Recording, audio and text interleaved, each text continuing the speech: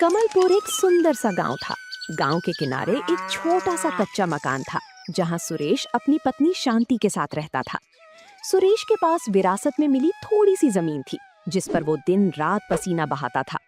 लेकिन किस्मत का खेल देखिए, साल दर साल मौसम की मार और कर्ज के बोझ ने उसे कभी उभरने नहीं दिया। सुरेश के हाथों में एक अजब का हुनर था। वो जब भी तवे पर चिकन बनाता तो उसकी खुशबू पूरे मोहल्ले में फैल जाती। लेकिन गरीबी ऐसी थी कि वो खुद के लिए महीने में एक बार भी चिकन नहीं खरीद पाता था। जी, आज फिर साहूकार का आदमी आया था। कह रहा था कि अगर इस महीने ब्याज नहीं चुकाया तो हमारा खेत हाथ से निकल जाएगा। आप दिन भर धूप में जलते हैं, फिर भी सूखी रोटी नसीब हो रही है। शांति, घबराओ मत।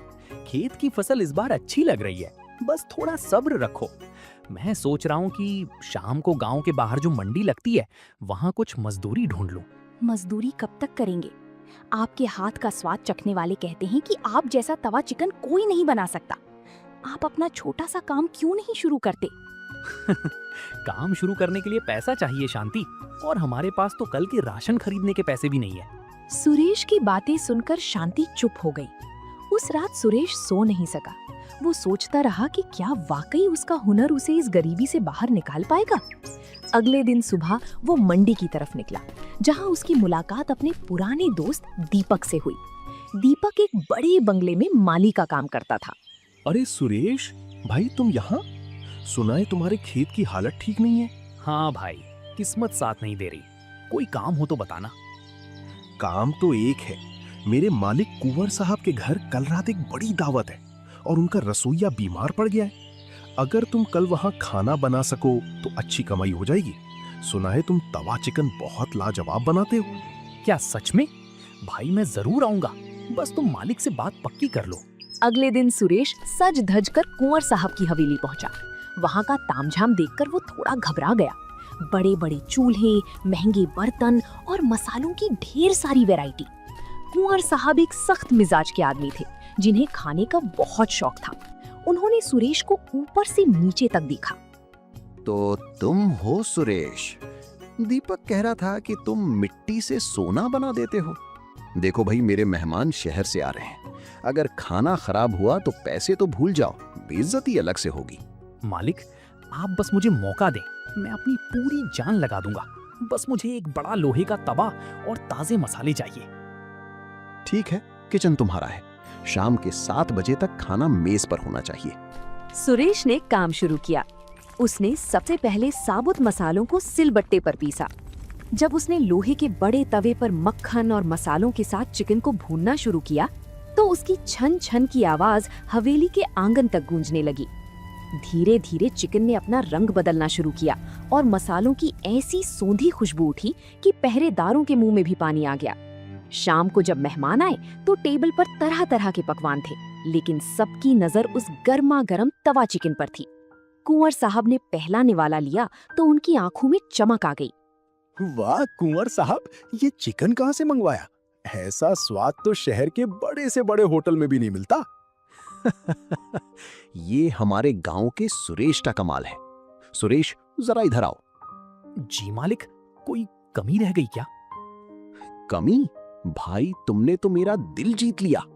ये लो अपनी मेहनत के 5000 रुपए और इनाम के तौर पर ये चांदी का सिक्का। तुम्हारी जगह खेत में नहीं, चूल्हे के पास है। सुरेश की आंखों में आंसू आ गए। उसने कभी एक साथ इतने पैसे नहीं देखे थे। वो भागता हुआ घर पहुंचा और शांति को सारे पैसे थमा दिए। शांति की आंखों में भी खुशी की चमक थी, जिसके बाद उसने सोचा कि वो उन पैसों से एक छोटा सा ठेला खरीदेगा।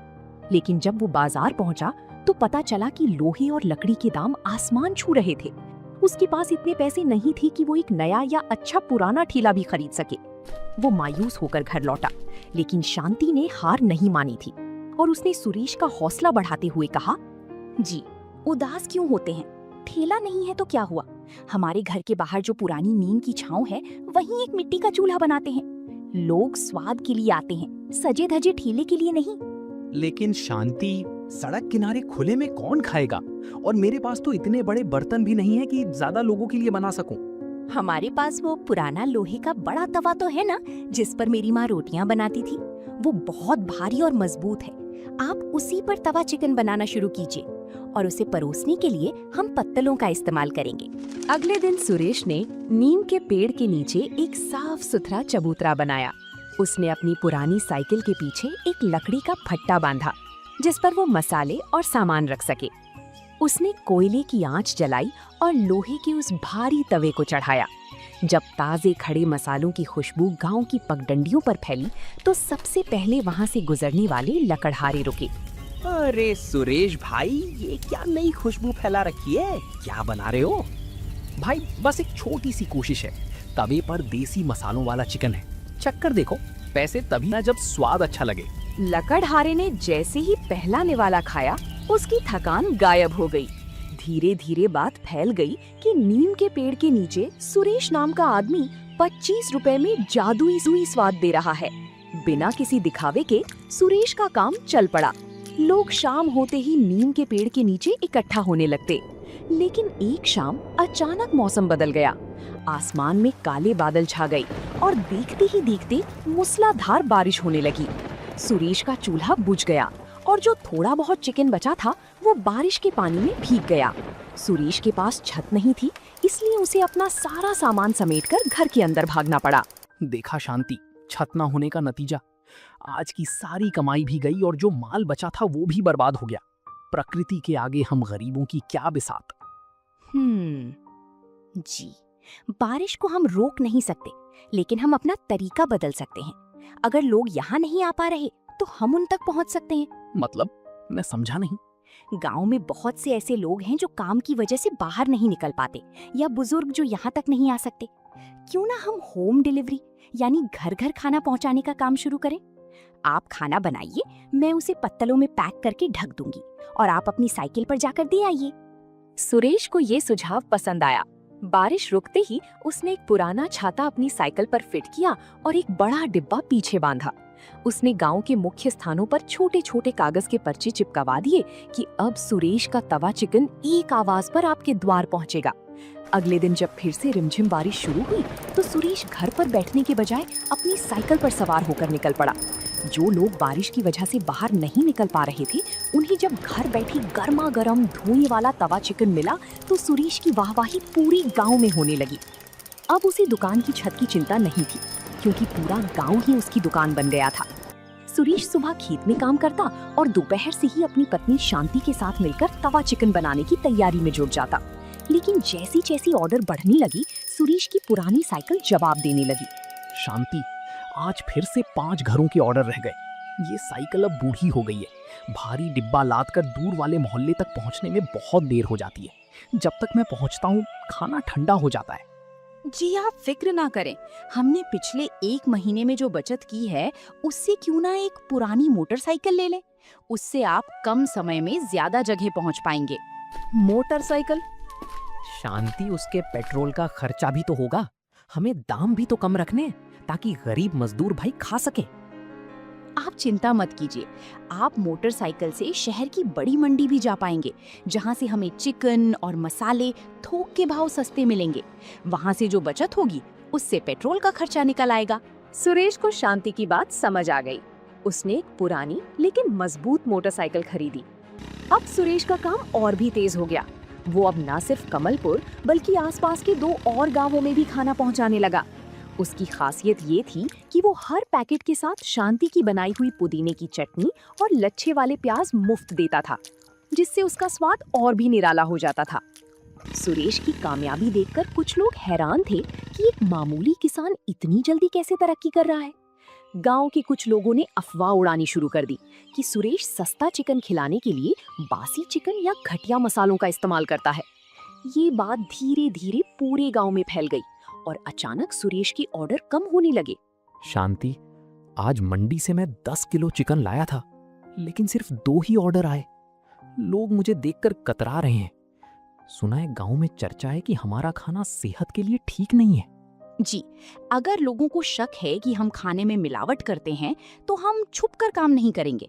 कल से आप घर के अंदर नहीं बल्कि सड़क किनारे उसी नीम के पेड़ के नीचे सबके सामने खाना बनाएंगे।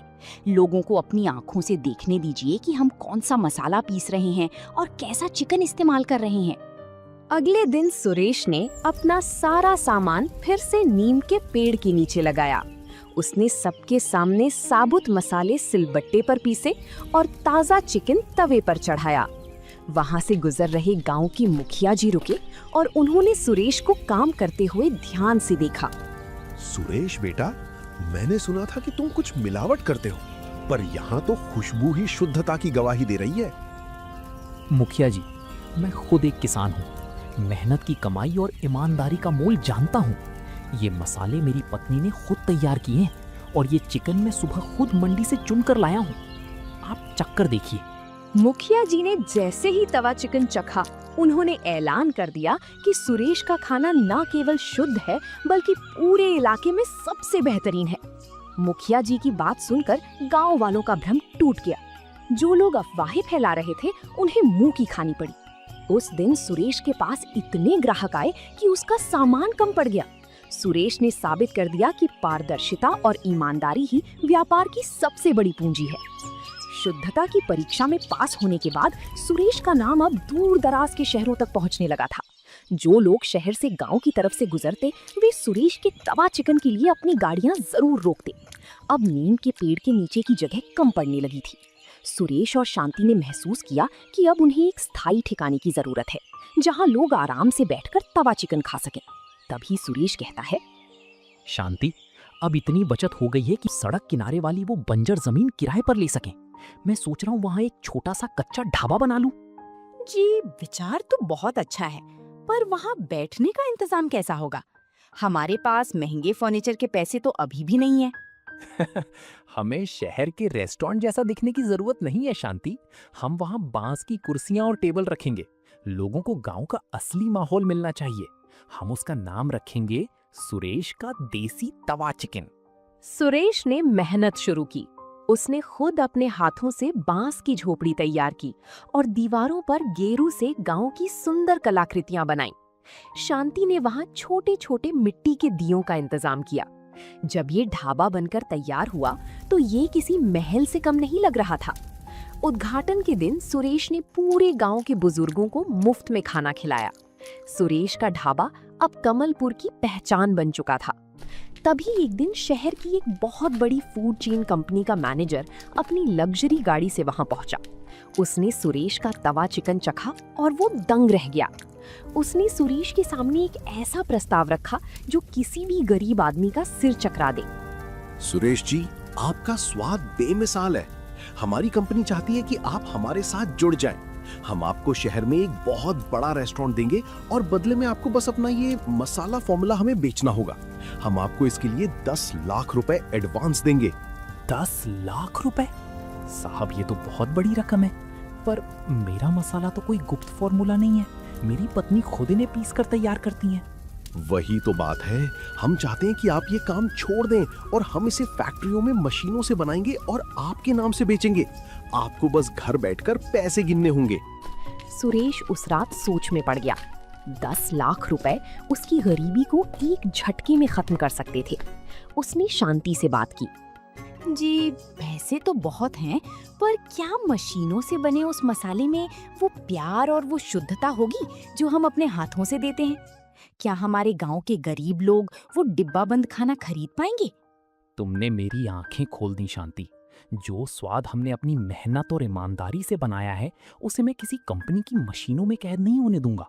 मेरा काम पैसे कमाना ही नहीं, लोगों को अच्छा खाना खिलाना भी है। अगले दिन सुरेश ने मैनेजर को कंपनी के साथ जुड़ने के लिए मना कर दिया। मैनेजर को यकीन नहीं हुआ कि किसी ने इतने पैसों को ठुकरा दिया है। सुरेश ने चुन लिया था कि वो छोटा ही सही पर अपना खुद का साम्राज्य खड़ा करेगा, जहां हर किसी के लिए जगह होगी। बड़ी कंपनी का ऑफर ठुकराने के बाद सुरेश के ढाबे की चर्चा और भी बढ़ गई। लोगों को जब पता चला कि सुरेश ने शुद्धता और अपने उसूलों के लिए लाखों रुपए ठुकरा दिए हैं, तो उसके प्रति लोगों का सम्मान दोगुना हो गया। अब शहर के बड़े बड़े लोग भी वहां आने लगे थे। सुरेश ने महसूस किया कि अब उसे अपने काम में थोड़ा विस्तार करना चाहिए, लेकिन अपनी जड़ों को छोड़े बिना। शांति, अब भीड़ बहुत बढ़ गई है। लोग दूर दूर से आते हैं और कई बार उन्हें बैठने की जगह भी नहीं मिलती। मैं सोच रहा हूँ कि हम इस खाली पड़ी जमीन पर कुछ और झोपड़ियां डालें और खाना बनाने के लिए 2 और चूल्हे बढ़ा लें। जी, विचार तो नेक है और मैंने सुना है कि आजकल सोलर चूल्हे भी आते हैं। अगर हम उनका इस्तेमाल करें तो लकड़ी का धुआं भी कम होगा और खाना भी जल्दी बनेगा। सोलर चूल्हे तो ठीक हैं, लेकिन हमारा तवा चिकन तो धीमी आंच पर ही पकता है। हम तकनीक का इस्तेमाल करेंगे, पर सिर्फ काम आसान करने के लिए। स्वाद तो उसी पुराने लोहे के तवे और सिलबट्टे के मसालों से आएगा। जिसके बाद सुरेश ने ढाबे को और व्यवस्थित किया। उसने ढाबे के एक कोने में मुफ्त भोजन केंद्र भी बनाया, जहां उन लोगों को मुफ्त में खाना खिलाया जाता था जिनके पास पैसे नहीं होते थे। सुरेश का ढाबा अब सिर्फ एक दुकान नहीं, बल्कि कमलपुर की शान बन गया था। वक्त गुजरता गया और सुरेश की गरीबी अब गुजरे जमाने की बात हो गई थी। सुरेश ने अपने खेतों को फिर से उपजाऊ बनाया और वहां ऑर्गेनिक सब्जियां और मसाले उगाना शुरू किया, ताकि उसके ढाबे में इस्तेमाल होने वाली हर चीज पूरी तरह शुद्ध हो। एक दिन गांव में एक बड़ा उत्सव था और जिले के कलेक्टर साहब वहां मुख्य अतिथि बनकर आए। उन्होंने सुरेश की संघर्ष की कहानी सुनी थी और वे खुद उसके ढाबे पर पहुंचे।